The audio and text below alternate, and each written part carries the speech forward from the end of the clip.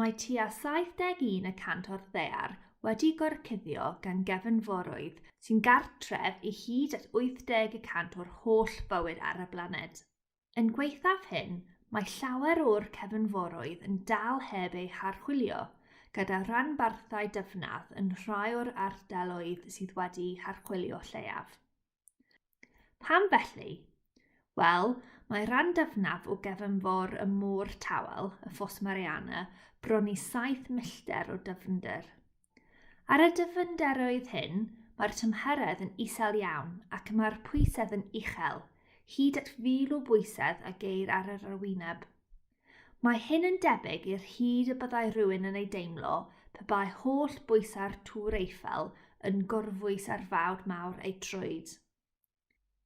Mae hyn yn ei gwneud yn ofynnol i unrhyw offer archwilio gael ei ddiogelu gan fetelau cydnerth neu siambrau seramig. O gynlyniad, mae llongau archwilio dyfrwydd dwfn fel arfer yn swmpus, yn ddrud ac yn llechyth, yn ogystal ac yn anodd ei dylunio, ei gweithgynhyrchu a'i cludo. Erbyn hyn, mae gwyddonwyr wedi cymryd ysbrydolaeth o siâp y corff, morffoleg, a strwythwr penlog pysgodyn meddal a gan fwyd yn Ffos Mariana i ddatblygu robot sy'n gallu gwrthsefyll pwysedd mor uchel. Mae'r pysgodyn malwod hadal wedi esblygu sawl addasiad i ymdopi â byw o dan bwysedd mawr, fel peidio â chael gwaglynnau aer yn ei gorff, cael esgyn meddal a phenglog agored. Ymgymfforodd dîm o ymchwilwyr o Hangzhou, China, y cydrannau electronic sensitif sydd ei angen ar gyfer pŵer, symudiad a reolaeth mewn matrics silicon amddiffynnol.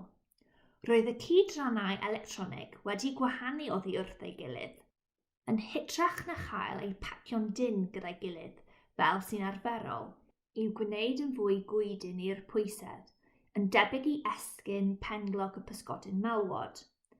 Roedd hyn yn caniatáu'r corff polymer anffurfio heb dorri o dan bwysedd mawr. Mae'r robot hefyd yn edrych fel y pysgod malwod, gyda chorff a chymffon hirgil, yn ogystal â 2 asgell ochr fawr wedi gwneud o silicon tennau.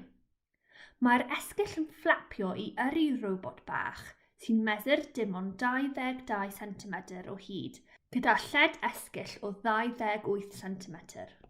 Nid yw'r esgyll yn cael ei gweithredu gan fodorwyr anhyblyg, ond gan gynhyrau artiffisial meddal. Mae'r cyhyrau'n cynnwys deunydd clefar sy'n cyfangu pan gyflenwyr foltedd trydanol i gynhyrchu symudiad fflapio. Mewn profion maes, roedd y robot yn gallu cynnal ei gynnig fflapio am 45 munud ar ddyfnder o 10,900 metr. Mae'r nofiwr dyfnfor hwn yn enghraifft o genhedlaeth newydd o robotiaid meddal a ysbrydolwyd gan organebau byw, bwyd yn anifeiliad a phlanhigion.